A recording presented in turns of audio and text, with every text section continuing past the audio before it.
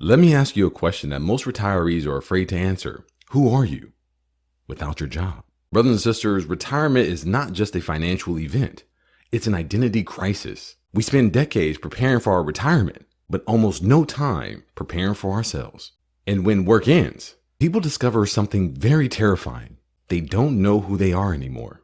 And worst of all, they don't know who they should be. Welcome back, brothers and sisters. My name is A.B. Ridgeway. I'm the host of the Ridgeway Report and my mom's favorite financial advisor. Today, I want to talk about a different side of the retirement crisis that financial advisors and many people on the internet do not talk about. Not the money, not Social Security, not inflation, but the loss of identity that hits so many retirees just like you harder than they ever expected. Because believe it or not, retirement just doesn't take away a paycheck. It takes away purpose, structure, and belonging.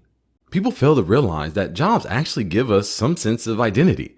We even get name tags and we get the company's logo on our chest.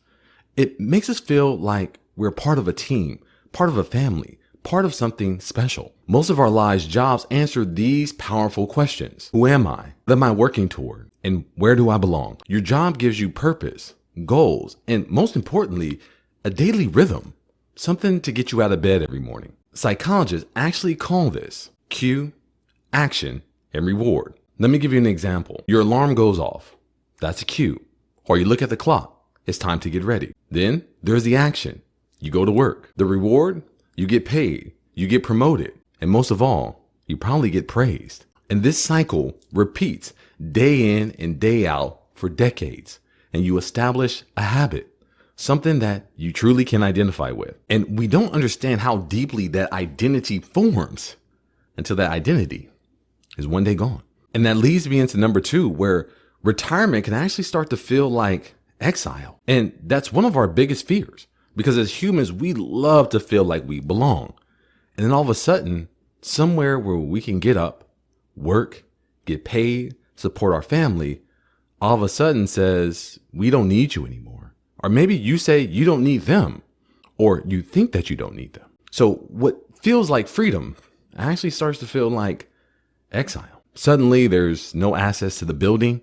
You drive by and you realize you can't go in anytime that you want to. There's no more work emails, no one checking for you, no one reaching out for your help, no one wondering where you are or if you can support them in another project. No one asking for your expertise. There's no more lunch invites. There's no more happy hours. And worst of all, there's no more paycheck. And slowly, quietly, you start to kind of feel invisible. You feel not needed, not consulted, not relevant. That's why many retirees, when they finally decide to call it quits, I'm retiring, I'm done, I need a rest, they start to feel lonely. They start to feel depressed. They start to feel anxious, maybe even lost. And not because they failed financially, but they weren't taught how to transition their identity to retirement. And that's why number 3 is so important. You have to learn to rediscover who you are. That is the most important work of retirement. Now, this is the question that no one prepares you for. If I'm no longer working 40 hours a week, that's 5 days out of a 7-day stretch, who am I? Who am I outside of those walls? Who am I outside of that 40-hour work week? Who am I outside of that label, that name tag? So this is true.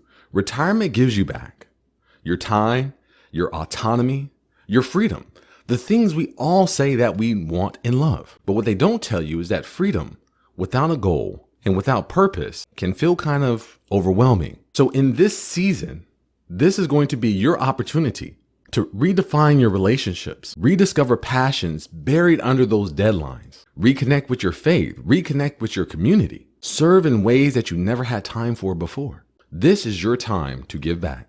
Understand you're no longer defined by your title. You're not defined by your salary, and you're not defined by your productivity.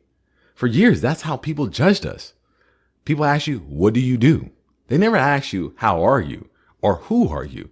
They ask you, what do you do? And then the big question is, how much do you make there? Right?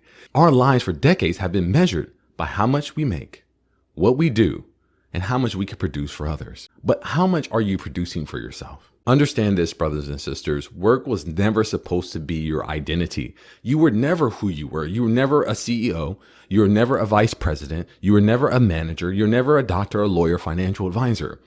You were someone who practiced financial advising. You were someone who practiced medicine. You were someone who practiced law. You were always that person.